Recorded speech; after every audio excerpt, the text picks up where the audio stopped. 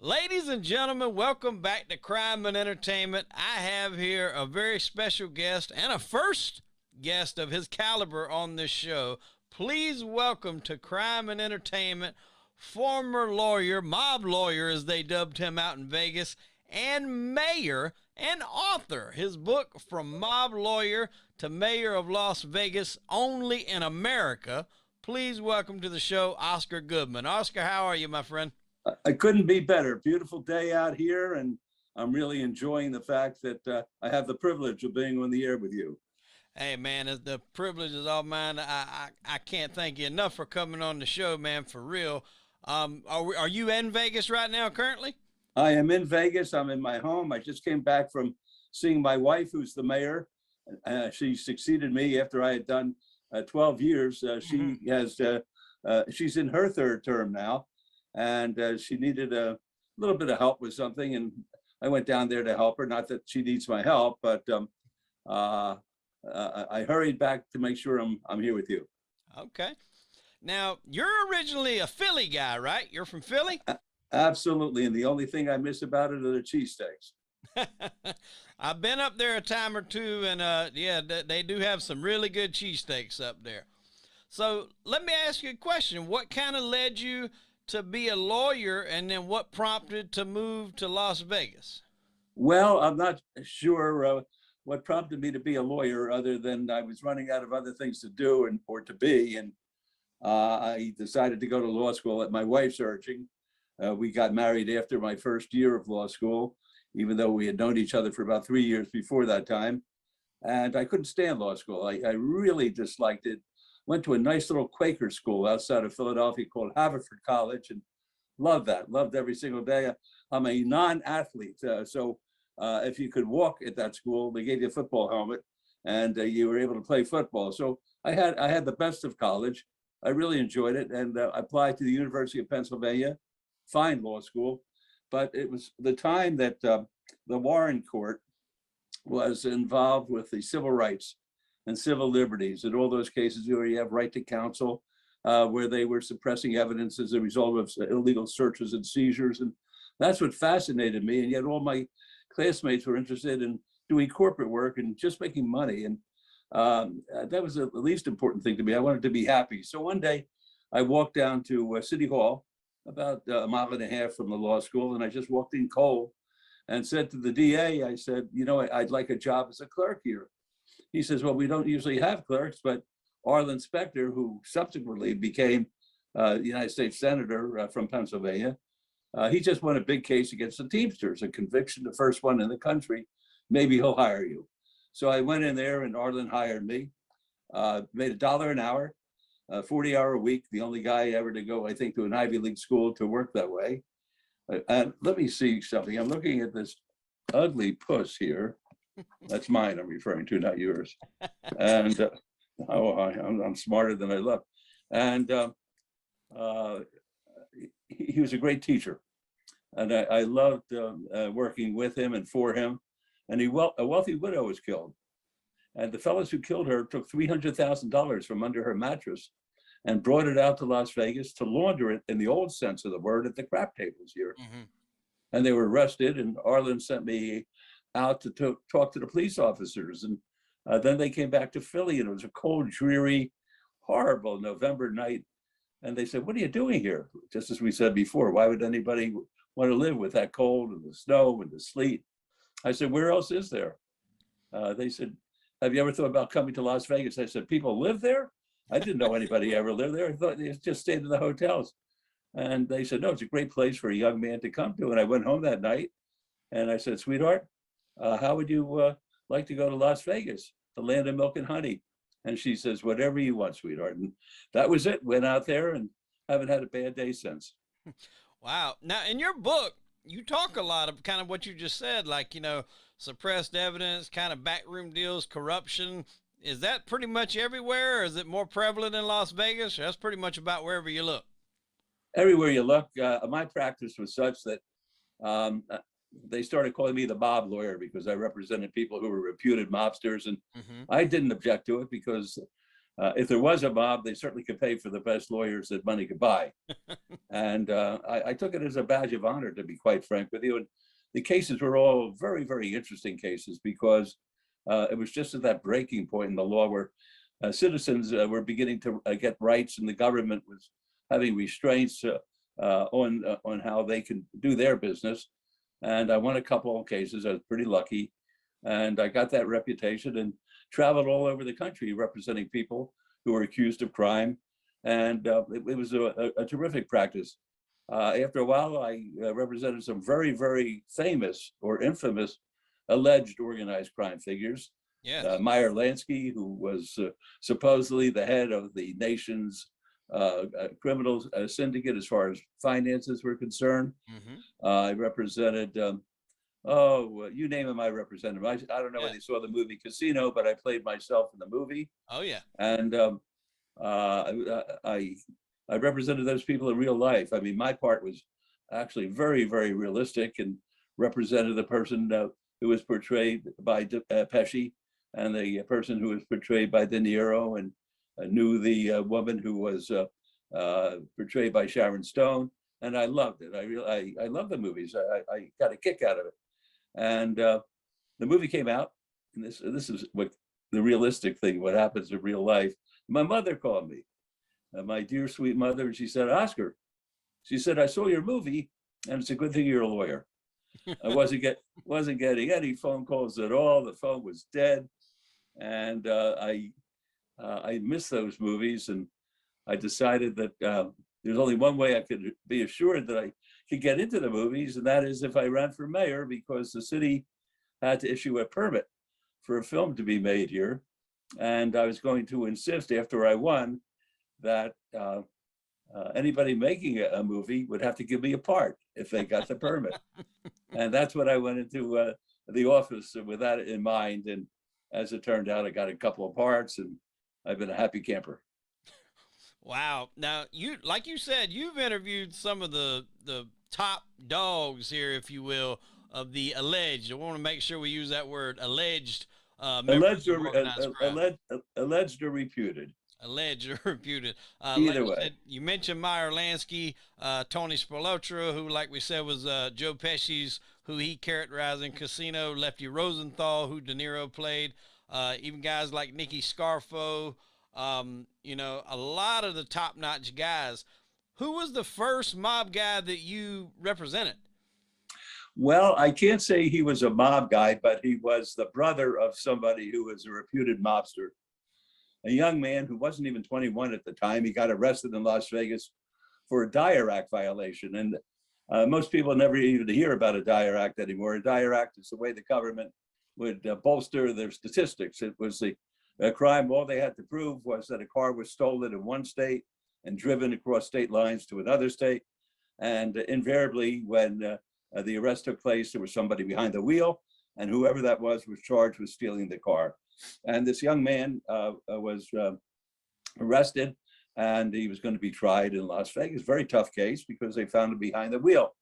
Well, one day I get a phone call, and fella says on the other end of the line, "Is this Goodman?" I said, "Yep." He said, "Well, come over to such and such an address, and I've got an envelope for you." Well, just the way he sounded, I was scared to death. I mean, I'm not a coward exactly, but I'm not the bravest guy in the world. So I said to my wife, she's braver than I am, I said, "Sweetheart, take a ride with me, will you?" So we took a ride to this fella's home, went up to the door, knocked on the door, and he says, "Here's an envelope, and there are 3 dimes in it." I never heard that expression in my life. Well, I take it, and he said, "You better win the case." Well, and we went around the corner. I said, "Sweetheart, please stop the car. Let me see what I just got here." And I opened up the envelope, and there were 30 $100 bills. And I had never seen that much money at one time in my life. And I said, "I better win the case." And the brother who paid me, who hired me, he came out and he watched me in action. And I could try the case 1,000 times. I would lose it 999 times. I think the jury felt sorry for me. They returned a verdict on the first day of trial. It was on Valentine's Day of 1967. And the verdict was not guilty. Well, he happened to know everybody in the gambling business. At that time, the mob, in quote marks, they were really involved with gambling all over the country. The only place where it was legal was Las Vegas, but they needed Las Vegas in order to get the line information, the sports differential. And there was a fellow who got arrested who was a bartender at one of the hotels here. And he would call the line to all parts of the country. And the government had set up wiretaps, and they were intercepting these phone calls by him. And the alleged mobster suggested to his friends who were arrested and being tried that I represent this bartender. And I went down to Florida in the first legal wiretap case in the United States. All the rest were illegal by the government before that time. And once again, I moved for severance because my man was just a little fella in the scheme of things. And the judge would say denied. Well, you never get used to hearing denied, but I said it enough, and he said, okay, send your client back to Vegas. I'm going to sever him, which means cut him out of the case. We'll go forward with the rest of the fellas. And the other lawyers in the case said, look, you're a nice young guy. Why don't you help us around here? So I stayed there. All of the defendants who were on trial, they all got found guilty. But the word went out, there was this kid from Vegas who represented so-and-so, the bartender, and his client was found not guilty, which wasn't the case. He was just severed, and they never bothered trying him again. But when the word like that goes out with a small group of people, they interpret it the way they want to. And I got the reputation as winning the first wiretap case in the United States. Wow. Then I got lucky again. On December 12th of 1970, a simultaneous raid took place in 26 cities around the United States, all based on wiretaps of bookmakers. And because of the reputation I had, I was hired in 19 out of the 26. As a matter of fact, I had one case in South Carolina. And I'm not going to mention the fellow's name at this time, but he hired me, and 18 other people hired me. And I was sitting in my office going over all the papers. And if I had one case, this never could have happened to me, but I had 19 cases. And I'm not the neatest guy in the world. I put the cases on the floor, and I'm working off my desk and on the floor. And one of the clients comes in on one of the cases. He said, look at this. I said, wait a second, please, Marty. His name was Marty. I said, Marty, don't bother me. I'm working. He said, you better look at this. I said, look, you hired me to take care of the case. I want to take care of the case. I want to win the case. Let me alone. He says, you really want to see this? I said, okay, show me what the problem is. And he points out in each of these different applications, because the government had to get permission from the judge in order to have a wiretap, and they had to have an authorization, and a member of the Justice Department, or one of 9 assistant attorney generals, had to sign the application. Well, it turns out that the signatures were different. So I called, I had a deposition, first time this ever happened, I think, where I had John Mitchell, Attorney General of the United States, in my office. And he was an arrogant guy. He was just an arrogant man, came in the office, had a pipe, and thought he was a big shot. And I made him go through each one of these papers. I said, now, which one is it your signature? He said, none of them. I said, whose signature was it? He said, well, it says Will Wilson. I said, is it Will Wilson's signature? Because they're all different. He said, I guess not, because they're all different. And I found out that somebody who was a secretary in the office was signing these things, and willy-nilly having these wiretaps, which violate somebody's Fourth Amendment rights right off the bat, interfering with their ability to speak freely. And I got all 19 of the cases dismissed. So I was really a hot shot then. And from that point on, I represented a lot of interesting people. I represented a fella who was charged, along with Willie Harrelson's father, of assassinating a federal judge down in Texas, and got lucky there too. And my client was the only one who was found not guilty. All the rest were found guilty. Represented a federal judge from Las Vegas who was charged with pretty heinous acts, but the government dismissed after we were through the first trial on that, got those dismissed, and ultimately tried the case before the United States Senate in that very building that we saw on January the 6th, being raided. It was also, I was told I was the first person who was not a government diplomat, so to speak, or a famous person who argued on the Senate floor. So that was a great experience. And my practice just went along and along and along. And with that, of course, comes money. I was charging a lot of money. I'll be the first person to tell you that. And the clients paid it gladly. And I took it gladly. And it was a very good practice, but it was, I had done it. The cases were becoming repetitive. Yeah. So I said, I really wasn't beginning to like myself anymore. I would look at, it's not this is no beautiful face that you see here, but I didn't like myself when I looked in the mirror in the morning. And one day I said to my wife and 4 children, we were on a cruise in the Caribbean. I said, you know, I've done everything as far as the law is concerned. I think I'd like to do something different. They said, what do you have in mind, Dad? I said, I think I'd like to keep the system honest from the inside rather than knocking my brains out from the outside. They said, what do you have in mind, Dad? I said, I think I'd like to run for mayor. Well, my family is a very democratic family, and we take a vote on anything that affects one another. My wife abstained. She didn't want any part of this. And the 4 children voted 4-0 against me. I said, why? They said, Dad, there's no way you could win. You have more baggage than the sky caps out of the airport. And I said, look, if I'm going to run, I'm going to win. And they said, oh, don't do it, Dad. You're going to get hurt. I said, I'm not going to get hurt. I said, I'm going to win. Well, I filed on a Friday. And that Sunday, I went down to my driveway, picked up my newspaper, went to my little dinette table and opened it up. And the editorial was, anybody but Oscar for mayor.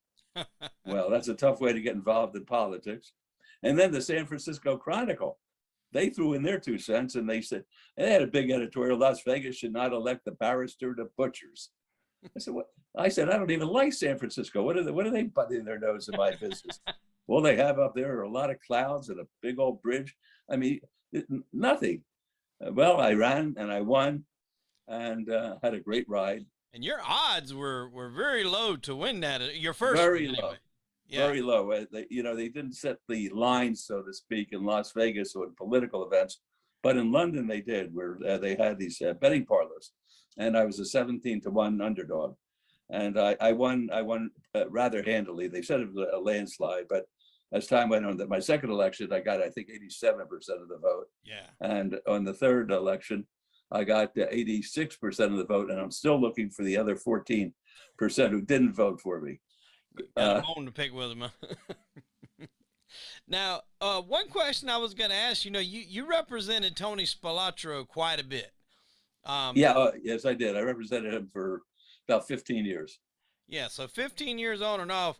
Doing that, I'm sure you guys had to become pretty close. At any point, representing some of these guys like, Nicky Scarfo, Meyer Lansky, Tony Spilotro, did that ever put you under pressure, or was you kind of just, it was still, you knew you were good at your job, or did you? Well, no pressure as far as people ask me, weren't you afraid to be representing people like that? And the answer is no. I mean, that's clear because my clients, and I'm not saying this braggingly, but I was the only thing between them and the electric chair or the gas chamber or life in prison, and they needed me.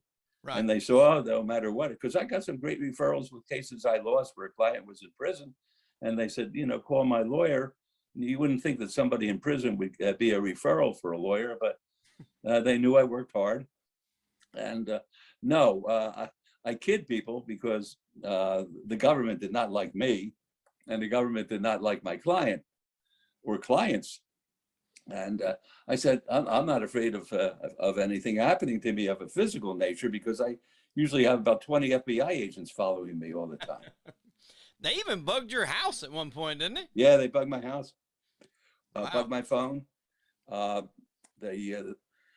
the movie Casino, you'll remember that there was a plane that was flying over the Las Vegas, over the golf course at the Las Vegas Country Club, and Spilotro and I, we listened to too many tapes involving him being picked up on wiretaps, and we would look up and there were parabolic mics there taking pictures of us, and we decided the only way to do it is to go outside, and it's plenty hot here. Anybody who says it's a dry heat in Las Vegas, it may be dry, but it's hot. And we would talk in the golf course. And one day we're in the golf course talking, and we hear the sputtering. We didn't know what it was. Sputtering of a plane, and this plane landed right in the pond there. I think on the 14th hole. I'm not sure. And two guys who I recognize as being FBI agents scurry out of it and run away. And they left the plane there. And the plane, I don't know whatever happened to that, but that I got tickled with that because they went to all this trouble to listen to what we had to say. And we certainly weren't breaking the law, that's for sure. Well, I got to ask, did he really say $100 for whoever hit the plane? No, he didn't say that. But, you know, what bothered me, and it still bothers me because it's happening now with this incident out at the Lake Mead, where a barrel was found because the lake is subsiding. And they opened the barrel and there was a dead body in it. And there was a bullet hole in the back of the deceased's head. And then the newspapers here, and I would think they'd be more responsible. They're hypothesizing that Spilotro killed whoever was in this barrel. And that Spilotro, he left the scene in 1986 when he was killed and buried in a cornfield in Indiana.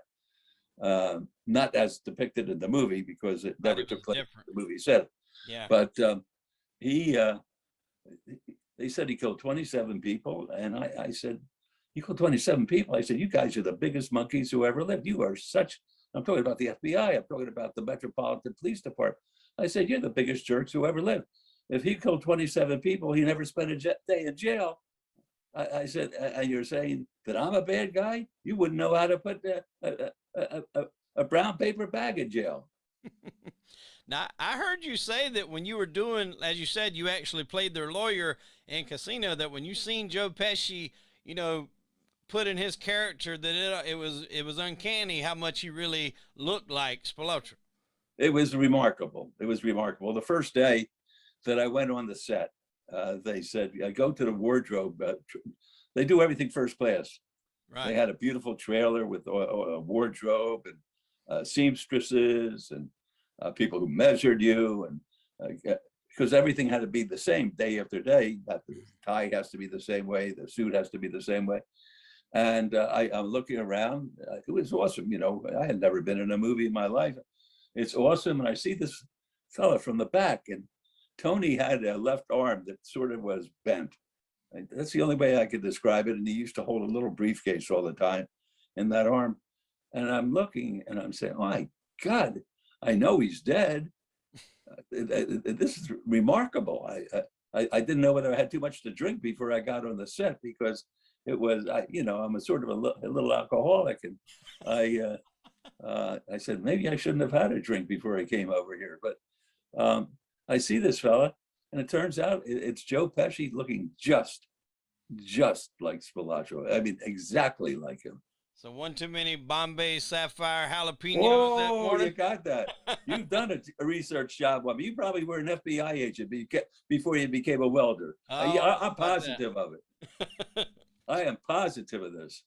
So to get off the mob guys for 1 second, you were really close to being involved in one of the biggest trials that I remember as a kid, because while they were riding around in that Bronco, you actually got a call to possibly get on the OJ case. Tell us a little bit about that. Yeah, I was up in Boston on a case, and in the hotel room, my wife had come to join me for the weekend up there. And before I went up to Boston on this case, I had been held in contempt by a judge in Las Vegas because the grand jury doesn't know anything. The prosecutor wanted to know what my fee was in order to hurt my client. And I said, "I'm not going to give it to you." And they brought me in front of the judge, and the judge said, "Yeah, give it to him." I said, "No, I'm not going to give it to him." He says, "You're not?" I said, "No, I'm not." He said, "Well, I'm going to throw you in jail." I said, "You do what you have to do, Judge." And the prosecutor, who was not the nicest lady in the world, she said, we want Goodman thrown in jail forthwith." I said, "Forthwith? I've been practicing in this court for years, and you want me to go to jail forthwith?" I said, Judge, let me at least appeal it to the Ninth Circuit Court of Appeals.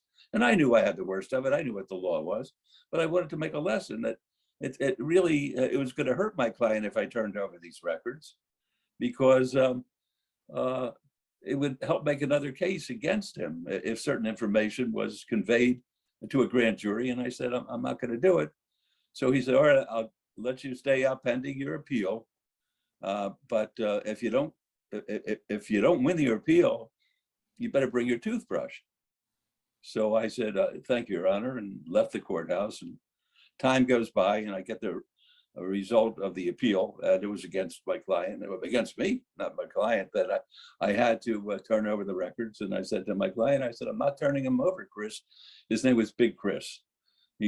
Supposedly he was a consigliere for John Gotti. And I said, Chris, I'm not going to turn over these records. He said, well, I don't want you going to jail. And I said, well, the man has to do what he has to do. So I get I haven't told this story, I don't think, but I get a phone call from a jailer of a facility that held federal prisoners. And they all knew me because I'm in the court all the time. They said, Oscar, come over to the jail. I said, he hasn't formally ordered the jailing yet. He said, come on over, I want to see you.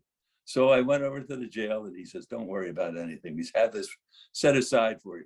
They had a beautiful little cell, and they had a little television in the cell for me, and a special place for me to eat in the cell. And he said, we're not going to lock the cell door, so don't worry. I said, I'm not worried. I could use a rest. So and then all the lawyers in town, defense lawyers, they got upset at this because I had a lot of friends out there, and they went to court when I had to go to court, and they had bullhorns, and the judge's name was Pro, and they were all screaming Pro, let the O, they called me the O go. And the prosecutor got up and she said, jail doesn't scare Oscar. Well, little did she know, because my wife and kids were there. They were ready to send me off to the jail. I think it may have wanted to get rid of me, who knows, but they're yelling, don't send him to jail, don't send him to jail. She says, jail doesn't scare Goodman. My bile was up to my throat. Even though I would have a nice cell, jail scares you. I don't care who you are, jail scares you. Oh yeah. And I said, well, I'm ready, Judge. He said, well, they're saying the jail doesn't scare you, Mr. Goodman. So I think what we'll do is we'll fine you. I'm going to fine you $25,000 today and $2,500 a day thereafter until you turn the records over. So I said, all right, Judge. I said, do you take master charge? He says, don't be a wise guy. I said, well, how am I supposed to pay? Well, no one has ever been fined like that. Not out my way. And he says, go to the clerk's office. They'll tell you how to do it. They had no idea. They thought it was a fine, and it's not a fine. It's I don't know what it is. It's a coercive way to get people to pay money who are held in contempt. Yeah. And I said, well, I'll write you a check, and my check's good for $25,000. So I wrote a check for $25,000. It comes the weekend, no one's in the courthouse. I called the judge. I said, Judge, I have to pay $2,500 a day. We have a 2-day weekend here. What do you want me to do? He said, we'll trust you to come in on Monday. You'll be able to make it up. So it got to a point where it was up to $50,000. And my client came to me and he said, Oscar, he says, it's not fair to you. I said, well, Chris, I guess the lesson's been learned. I haven't learned any lesson from it, but they know that I'm serious when I represent somebody. He says, okay, don't worry about it. Give them the record. Well, they asked for a record and I turned it over. And I knew what they were going to do because they've been doing it for years with me in order to make cases against the client or make cases against me for tax evasion. When I had my office receive cash, they always put down the amount, but they had anonymous as the person who was giving the cash to my office. So I turned this over and the judge looks at it and he smiles. And he calls the prosecutor up and he hands it to her. Well, this isn't what we wanted, Judge. We want to find out who brought the money to Oscar's office, to Goodman's office. The judge says, you asked for the record? He gave you the record. Case dismissed. So that was the end. I didn't get my 50,000 back, but they knew I meant business. And I make it sound like it's a game now, but it's a deadly game. It's a game where if the government could get away with a lot of the nonsense, and I use the word crap all the time, a lot of the crap that they get away with somebody calling them on it, this country doesn't have a chance. It's hard enough doing it the straight way. I got a little bit, even from prosecutors around the country or FBI agents, they said, you had a lot of guts to do that. We admire, we don't agree with you, but at least we admire you. And it was a good experience for everybody. I was sort of looking to spend some time in that little jail. So was that during the time when you got the call to possibly go help out OJ, or? So I'm telling you, it was that situation that was over my head. So I'm sitting in the hotel room, and I had the TV on, and I don't know what's happening. There's this white Suburban that is on TV going down the highway, and I get a phone call in the hotel room. Is this Goodman? I said, it is. They said, we want to hire you. I said, who wants to hire me? Mr. OJ Simpson. I said, they're telling me that Mr. OJ Simpson is in that white Suburban driving down the highway. I haven't heard from him. They said, well, he can't call you. We're calling you. We're his agent. We're calling you to represent him. So I said, you want to know something? It'd be a privilege. He says, don't worry about privileges. We have money for you. We have a retainer. I said, I can't do that because I'm about to go to jail. I didn't know what was going to happen to me on the condemned. So I said, I can't do it. So I'm not saying they would have hired me, but I got the phone call. I got the second phone call. The first phone call went to Howard Weitzman, who was the DeLorean's the DeLorean's lawyer. And then the third phone call, I believe, went to Robert Shapiro and Johnny Cochran. But I had the second phone call. At least that's what they told me, and they were ready to send me the money, so we could have proven it by that. But you can't take on responsibilities that you have no way of fulfilling. And right. I had my own aggravation, my own troubles, and I said, well, that's a shame. Nobody could have done a better job than Cochran. Cochran, if it don't fit, you have to acquit. Yeah, that's pretty good defense, and it's a shame because I knew Cochran, and Cochran was opening up an office in Vegas, and he invited me to the opening party, and we had a nice chat, but he was in a wheelchair. And I said, what's wrong, Johnny? He said, well, not too well. I think he had brain cancer, if I'm not mistaken, and died shortly thereafter. He never got the law office open. And it would have been a pleasure and a privilege to have had him in the town that I practiced in. Wow. Yeah, that was just a monumental case, especially at my age. That was kind of like the first big trial that I paid attention to, because obviously I knew OJ, a little bit from his football career, but a lot of the Naked Gun movies that he was in, right, as Nordberg. So when this happened, I mean, it was on the news, every day. So I was glued to the TV to figure out what happened. But yeah, that would have been a crazy case to be involved in, because I mean, people still talk about it to this day.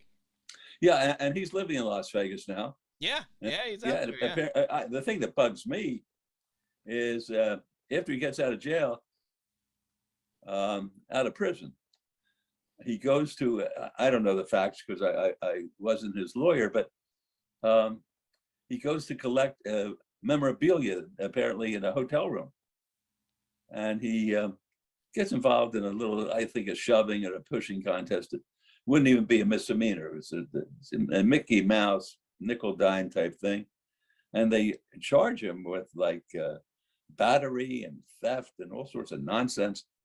And once again, I don't forget, and I don't forgive either. The judge who sentenced him on that, she basically sentenced him for the murder. Yeah.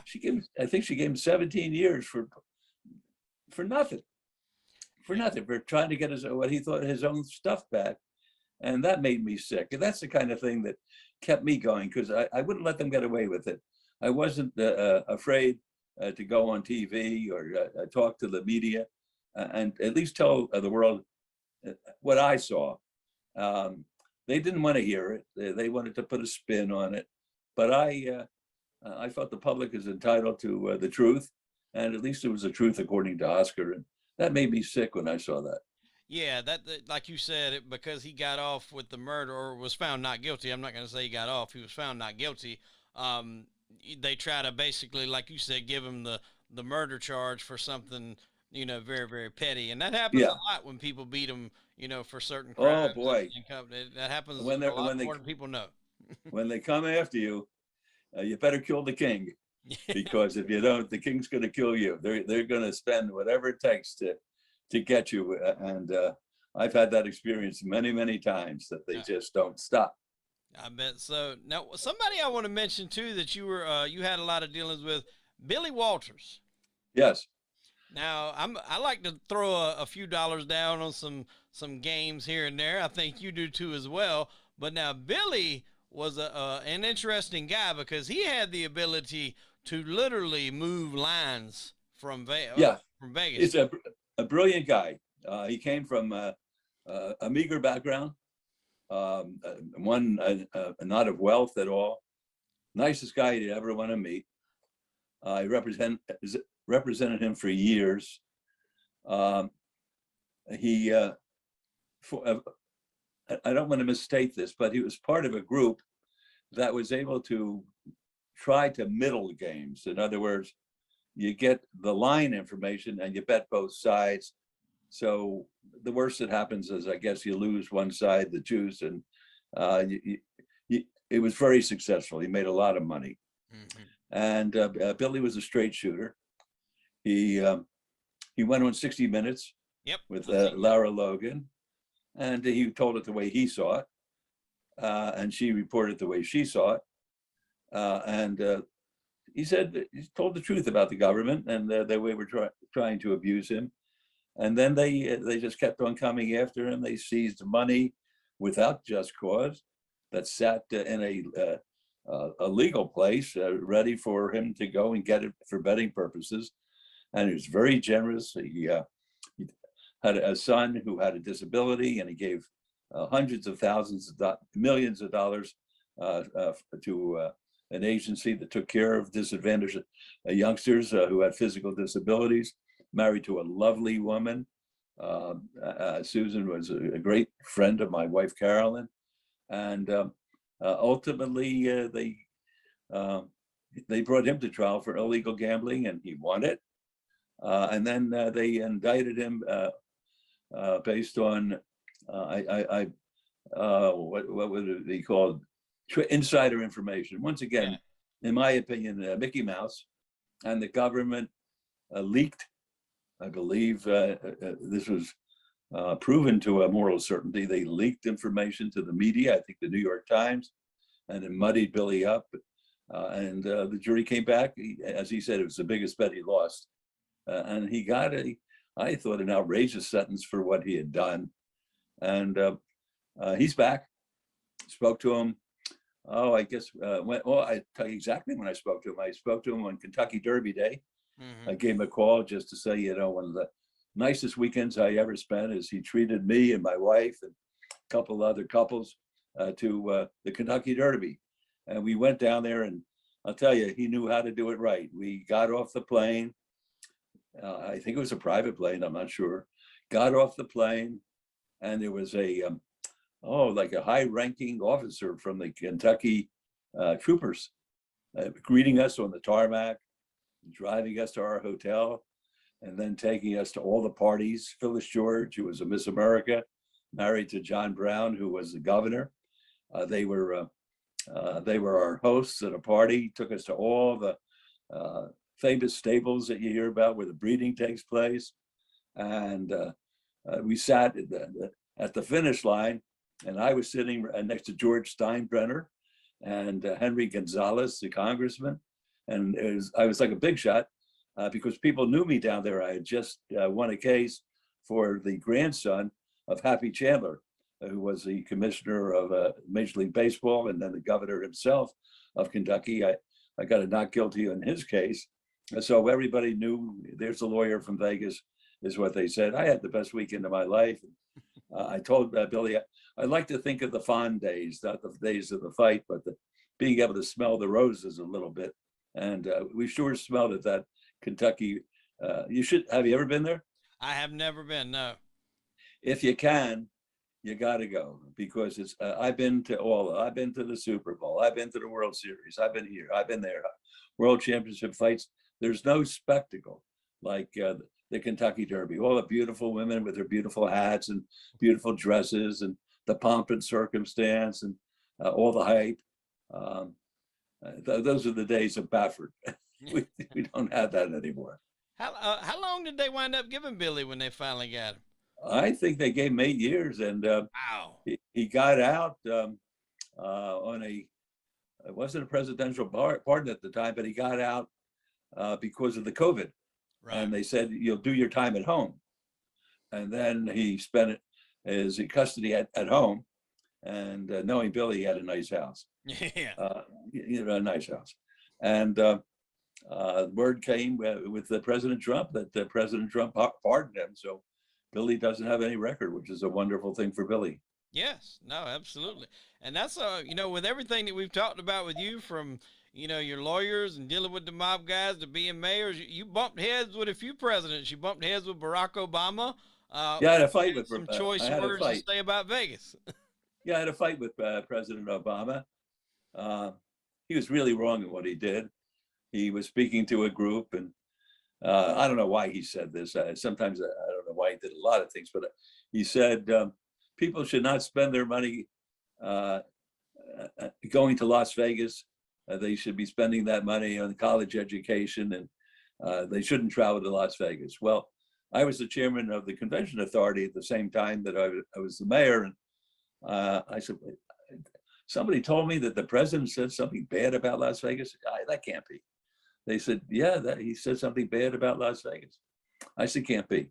I said, did anybody hear the president say anything about it? The guy raises his hand and he says, yeah, the president said people shouldn't come to Las Vegas. Well, I got hot. And I said, I'm going to write him a letter. And I was wrong here. I said, I want an apology. Well, a mayor shouldn't ask the president of the United States for an apology, but that's what I said. I said, I want an apology. It's like saying to somebody from Detroit, I don't want you buying a Ford. Or from Florida, I don't want you buying oranges.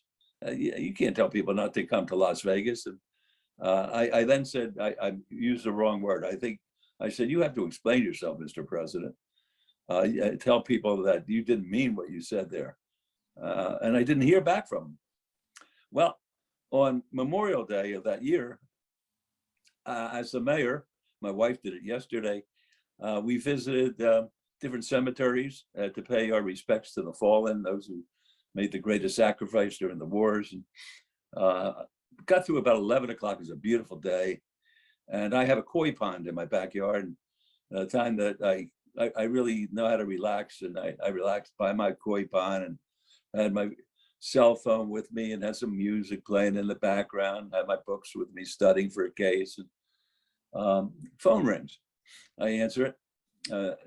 Mayor Goodman? I said, yeah. He said, this is, he called himself a congressman. This is Congressman Rahm Emanuel, the president's chief of staff. Well, I'm respectful. I said, what can I do for you, sir? He said, well, the president heard that you're not going to come out to the airport and greet him when he visits Las Vegas. I said, absolutely. The president's 100% right. He's got good hearing. That is exactly what I said. I wouldn't go to the airport unless he apologized. I used the word. He says, what's the problem? So I explained to him what the problem was. He says, well, I think I could do something about that. I said, if you could do something about that and have him apologize, then I'll go to the tarmac. I let bygones be bygones. Well, apology's not coming. The apology's not coming. And I get a phone call from Emmanuel, and he says he's going to apologize when he hits the ground. I said, I'm taking you at your word. So the plane lands, I'm there. And you know the way President Obama walks, he sort of goes from side to side and sort of, he walks down the steps that way, and he looks at me and he says, oh, you're the wise guy mayor. I said, what do you mean I'm the wise guy mayor? He says, well, everybody says you're a wise guy, and look at the suit you're wearing. I said, it's a nice suit. He says, yeah, it's a real nice suit. I said, you owe us an apology, Mr. President. And he said, I'm not going to apologize. I said, well, I'm out here because I was told that you would straighten the record out and tell people that Las Vegas is a nice place to come to. He says, well, we'll worry about that later on. Never got the apology, never got the what his office said he was going to do.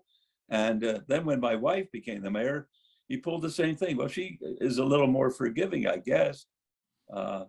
He asked her to come and greet him.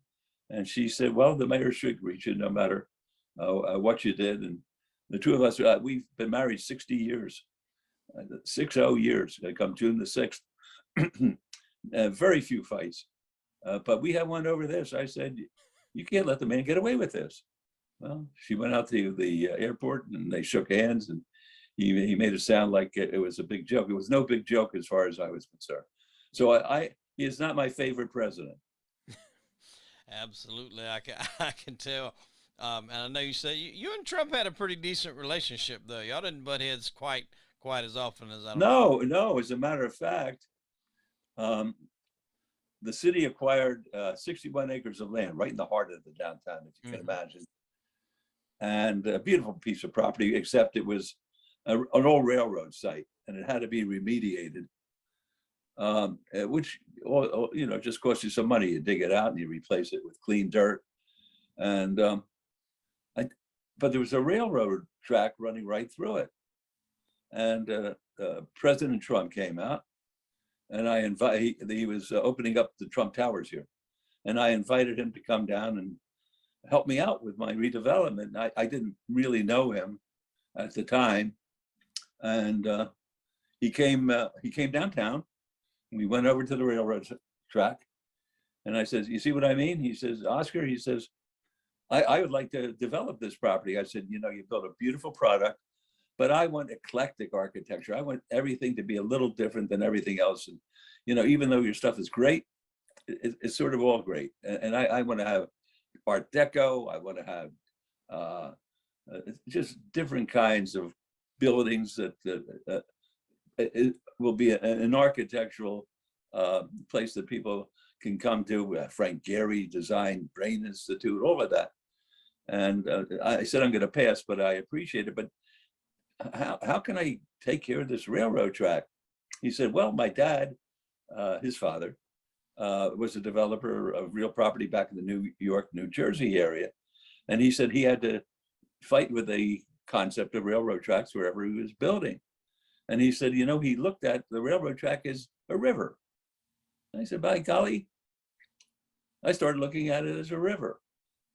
And the river to the west, the river to the east, and started to develop the river to the east, and people around town said, look what he's doing down there. And all the hotels in the downtown area, they began improving themselves. I wouldn't have gone into some of these places for fear of getting a secondary lung disease. The smoke was so bad. But they started to clean it up. And then the people on the west side, they said, look what the guy's doing. The city's involved. They have money down there. They're putting their efforts there. And they started to develop the west side of the property. And now it's the hottest piece of property in town. It's a beautiful piece. You have to come out my way. Absolutely. I'll tell you this, I have a little restaurant called Oscar. I was going to say that. You've got a restaurant out there. Right, in the Plaza Hotel. And I hang out there. And it's the only restaurant in the world that has a statue of Tony Spilotro and Oscar Goodman in it. A life-size statue. And everybody who comes to the restaurant, they rub the statue. I don't know whether they're rubbing for luck or giving me a spanking, but they come up there. The best steaks in town. Oscar's, I'm allowed to say this on your program, beef, booze, and broads. There you go. That was our motto: beef, booze, and broads, and great steaks, and just fun. And you owe it to yourself because everybody has a wonderful time coming down there. Absolutely. No, Vegas is on my list to get out there real soon because I've never been. As much as I like to gamble, I've never been to Vegas, as crazy as that sounds. Well, it does sound crazy, but I'll point you in the right direction. Well, thank you. I appreciate it. Listen, I'm going to let you get out of here because I know you're a busy guy, but I got two questions I want to end with real quick. Number one, I just recently done an interview with a guy that spent 4 years in prison because they thought that he killed his wife. He got home, he found his wife stabbed. He made the phone call, called 911. Immediately, they pinned it on him. They wound up being the woman that actually dropped her off at her home because she had forged insurance documents to become the beneficiary, which they suppressed in court.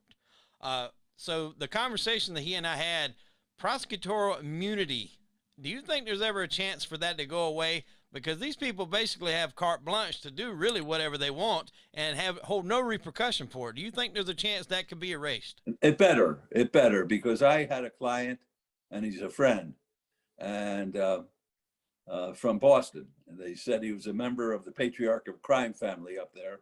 Talking about Vinny Ferrara. Right. Yeah. And talking about Vinny. And Vinny is a hell of a guy.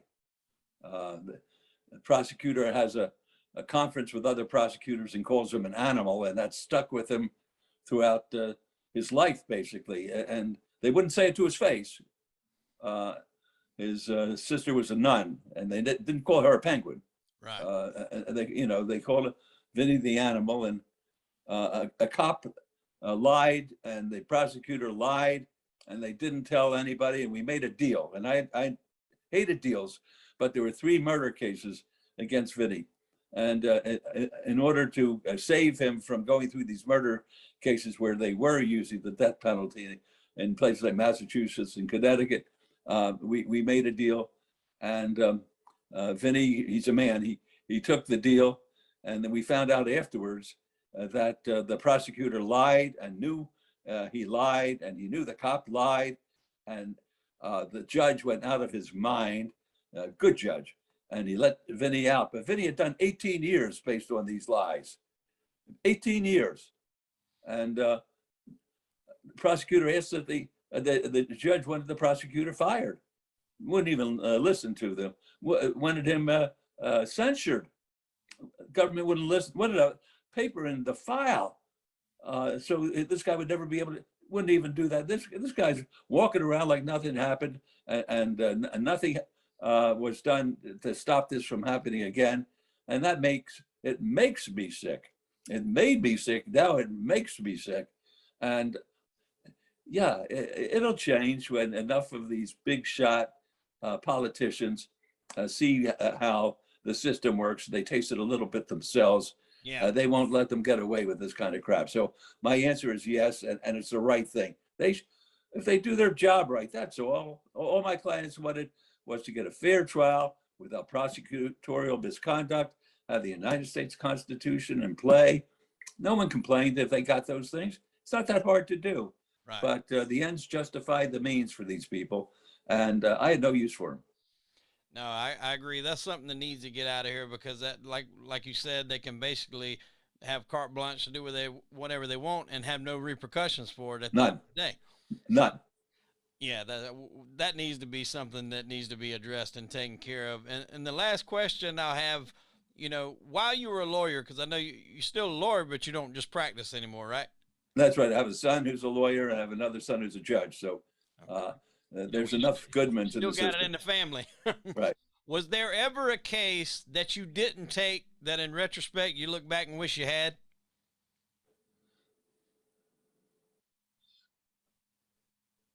Let me put it this way. I don't want to be facetious, but I'm not a moralist. If a client could afford me, I would take their case if they could pay me. So I never looked in another guy's pocket. The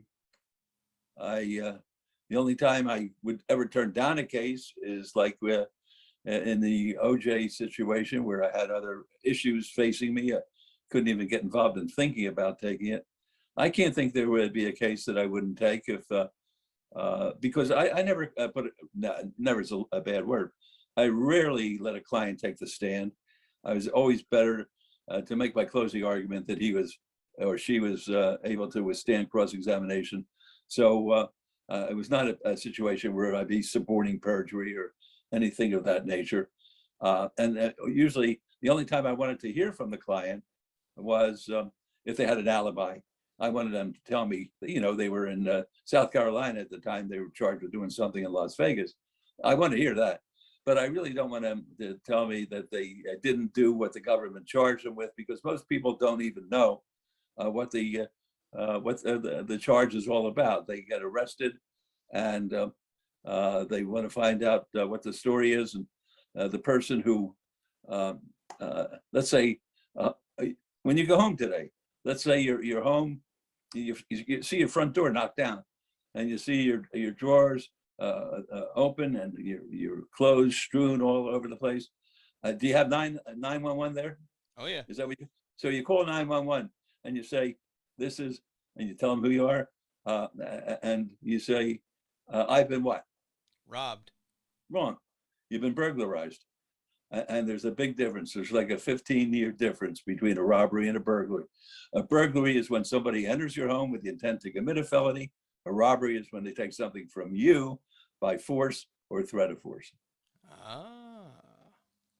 So sometimes when you tell the jury that, they go like this, that they're in for a ride. Wow, that's a good little tidbit there. I did not know that. Well, when you get your law license, you'll be able to use it. Yeah, for sure, definitely. Well, look here. If any of our audience members found this video entertaining and informative, which I'm sure they did, tell them real quick before we get out of here where they can go to find your book, like we said, From Mob Lawyer to Mayor of Las Vegas, Only in America. Where can they find that? I imagine they could get it at any bookstore. They get it on Amazon, get it on Barnes and Noble, and they could come out to the restaurant, Oscar's at the Plaza. And we have a whole bunch of them out there. People want to buy them when they're out there, and not hard to find. And it's in paperback now too, so they get a kick out of it.